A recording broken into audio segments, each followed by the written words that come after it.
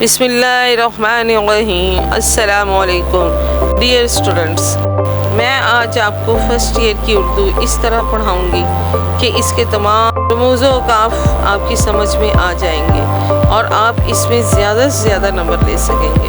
उर्दू एक ऐसा मज़मून है जिसको ज़रा सी तवज्जो दी जाए और एक महारत के साथ अगर इसको लिखा जाए तो कोई शुबा नहीं कि बच्चे जो है वो 90 नंबर से ऊपर नंबर ले सकते हैं। वो स्टूडेंट्स जो FSC के स्टूडेंट्स हैं उनके लिए तो लाजमी है कि उर्दू की तरफ वो ख़ास तवज्जो दें ताकि उनकी नंबरों की डिवीज़न बहुत अच्छी डिवीज़न बन सके। स्टूडेंट जो मेडिकल और इंजीनियरिंग में दाखिला लेना चाहते हैं उनके लिए तो लाजमी मज़ामीन में उर्दू के नंबर बहुत ज़्यादा अच्छे आने चाहिए ताकि वो अपनी पसंदीदा डिपार्टमेंट में जा। फर्स्ट ईयर और सेकेंड ईयर की उर्दू जो है वो 9th और 10th क्लास से ज़रा मुख्तलिफ है। 9th और 10th क्लास की उर्दू मुख्तसर है, उसमें इतनी तशरीहात की ज़रूरत नहीं होती, लेकिन फर्स्ट ईयर और सेकेंड ईयर की जो उर्दू है वो ज़रा लेंथी है। 9th 10th की निस्बत फर्स्ट ईयर सेकेंड ईयर का सिलेबस बहुत ज़्यादा लंबा है, लेकिन बच्चे यही समझते हैं कि जिस तरह 9th 10th में बहुत कम पढ़कर हमने ज़्यादा नंबर हासिल कर लिए थे, उसी तरह फर्स्ट ईयर सेकेंड ईयर में पढ़ेंगे तो नंबर ले लेंगे। ऐसा हरगिज़ नहीं है। फर्स्ट ईयर और सेकेंड ईयर की उर्दू को बाकायदा टाइम देना पड़ता है और बहुत अच्छा याद करना पड़ता है, फिर जाकर उसमें से 90% नंबर आते हैं या 80%।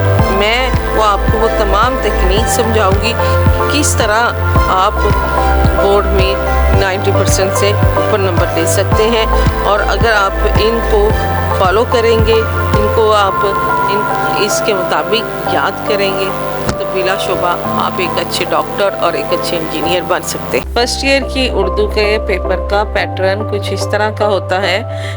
2 हिस्से होते हैं इसके, एक हिस्सा मरूज़ी और एक हिस्सा इंशाइया। हिस्सा मरूज़ी के 20 नंबर और हिस्सा इंशाइया के 80 नंबर होते हैं। अब पेपर किस तरह आता है कि सवाल नंबर 1 है हिस्सा मरूज़ी 20 नंबर, सवाल नंबर 2 है उसका अलिफ जुज़ है नज़म के अशार की तशरीह कीजिए, उसके 10 नंबर होते हैं। उसका बेजुज़ है गज़ल के अशार की तशरीह कीजिए, 10 नंबर का। सवाल नंबर 3 होता है कि पैराग्राफ की सियाक व सबाक के साथ तशरीह करनी होती है। सवाल नंबर 4 होता है सबक का खुलासा। सवाल नंबर 5 नज़म का खुलासा, वो 5 नंबर का होता है, और सबक का खुलासा 10 नंबर का। सवाल नंबर 6 मुकालमा या रुदात लिखनी होती है, वो 10 नंबर के। सवाल नंबर 7 दरख्वास्त या रसीद, ये भी 10 नंबर की। और आखिरी सवाल तलखीस का होता है। सबसे पहले हम करेंगे सवाल नंबर 3 जिसमें है पैराग्राफ की तशरीह करना। वो सवाल इस तरह आता है कि 2 पैराग्राफ दिए गए होते हैं, तो सवाल लिखा होता है कि 2 पैराग्राफ में से किसी एक पैराग्राफ की सियाक व सबाक के साथ तशरीह करें और हवाला मतन भी दें। अब इस सवाल के 3 जुज़ हैं, एक सियाक व सबाक, दूसरा हवाला मतन और तीसरा तशरीह। सबसे पहले आपको पता होना चाहिए कि सियाक व सबाक क्या है। सियाक का मतलब होता है पहले और सबाक का मतलब होता है बाद में, यानी कि जो पैराग्राफ आपने तशरीह के लिए मुंतखब किया है उस पैराग्राफ के पहले सबक क्या था और उस पैराग्राफ के बाद वाला सबक क्या था, इन सब को मुख्तसरन एक पैराग्राफ में आपने लिखना होता है। यानी कि ये समझ ले कि इसका पूरे सबक